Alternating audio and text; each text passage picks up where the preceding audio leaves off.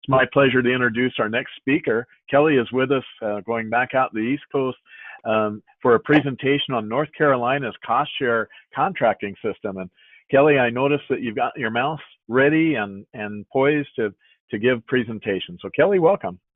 All right, thank you so much. Again, I am Kelly Hedgepeth. I'm here to tell you about the North Carolina Online Cost Share Contracting System. This is our logo for the system. We had a sort of a contest throughout the group to come up with a logo, and this is the one that everybody chose to do. Before I start talking about our system, I did want to talk about a little bit the way North Carolina does their funding, because after talking with people in other states, some states give funding directly to their counties, some do not. So I just wanted to talk about our funds are appropriated by the legislature for programs and any special funds. This year and last year, we've had a lot of disaster funding due to hurricanes, so that is also coming through our program. The commission has authority to allocate the funds to the district, and the division, as a part of the Department of Agriculture, serves as staff to the commission. We administer the programs and we do the oversight, but the department makes all payments to the cooperators. So districts are not directly making payments to the cooperators. So prior to our online cost share contracting system, everything was done on paper. It would be mailed into the division, and it had to be hand entered into a database. It's very similar to an Access database. This was very intensive. We could have up to over 1,200 contracts a year, and it was 5 or 6 people that would actually have to hand enter all the information for those contracts. Approval for contracts could take up to 6 weeks because all calculations had to be checked by hand, and then, of course, long locations had to be checked. So, again, it was very intensive with staff time. So our budgets were being reduced. We lost some of the staffing positions. We also wanted more timely approvals of contracts and payments. We wanted also better ways to track our funds in real time, because counties would have their own spreadsheet. They would write contracts for those funds, and then sometimes they would send it to us and they had made an error, and they would be writing contracts for funds they really didn't have. So this sort of helped track those funds for everybody in real time.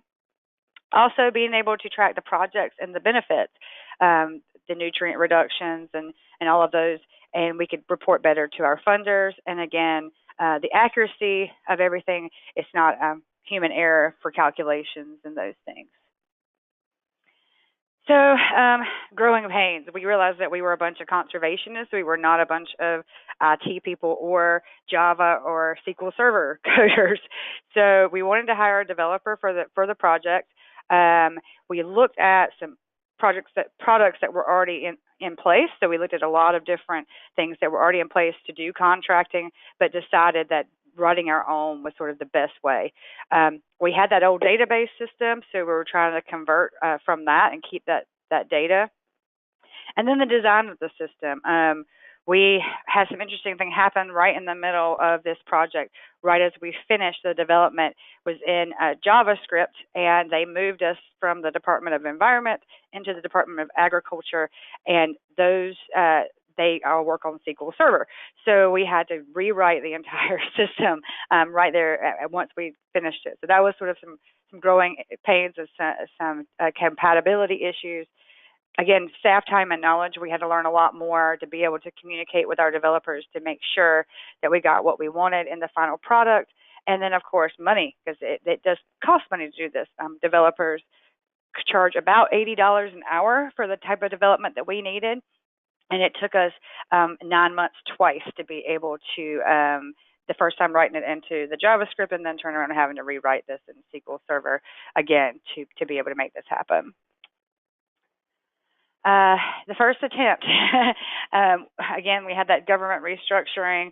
We had to rewrite the system. But what that gave us was the ability to be able to tailor this for people's needs. So our first system was the I-beam system, and we realized that everybody hated it when they started using it. Again, we had to convert that stuff from the old database to the new one. And I don't think I'm advancing. Am I advancing? No. Okay. Wait. I think we skipped a bunch of stuff here.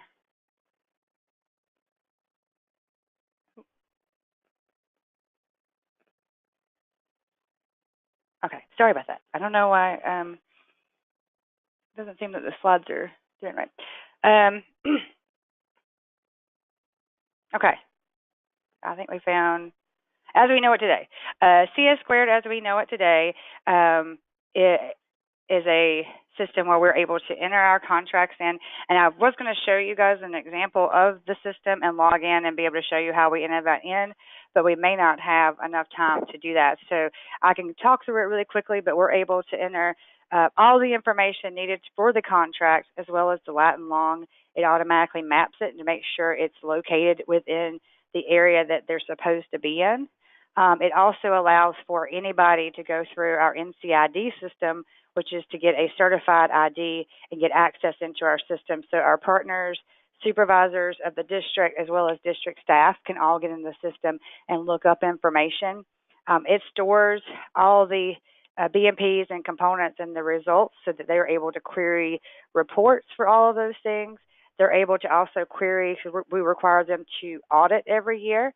So, and audit their funds. So it also allows them to automatically query an audit report to check their records for each year. It also keeps up with, we have two rules. We have a rule that they must do at least 1/3 of the project within the first year and then complete the project within the third program year. And so it tracks all of those dates for the project, for the staff to be able to see very easily as projects are coming up on their completion dates, as well as supervisors to be able to see to make sure that contracts are moving forward as they should.